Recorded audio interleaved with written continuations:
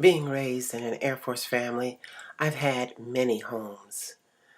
But of all the homes I remember most from my childhood is Mother's house. Mother was our paternal grandmother, and she had what seemed to me then a large house. I remember it most fondly for its sparse, spacious simplicity, order, cleanliness, and country quiet. I remember mother's expansive, harsh, loving presence on hot summer Georgia evenings, sitting in the shade of the large front porch that spanned the full width of the house. When you entered the front door, you walked straight into the living room, which had a couch, and after many years a TV, but it was very simple. To the left was a bedroom, and the door was covered by a blanket. And when you walked forward, you walked into another bedroom covered again by a blanket. And from that bedroom, you entered the large kitchen. In one corner, the far corner, was the large black pot-bellied cast iron stove.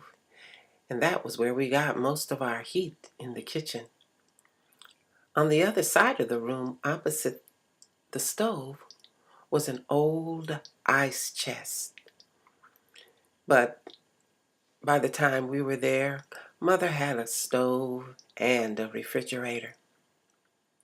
When you left the back door of the kitchen, you entered the large screened-in back porch.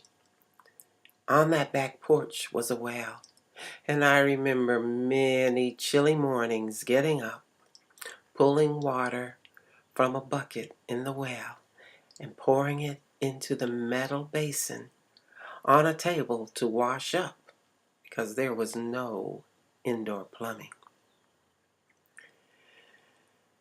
From the front yard was just ground dirt, and in the back, Mother would build a large fire and put a large black cast iron pot on that fire to wash the sheets and the linens.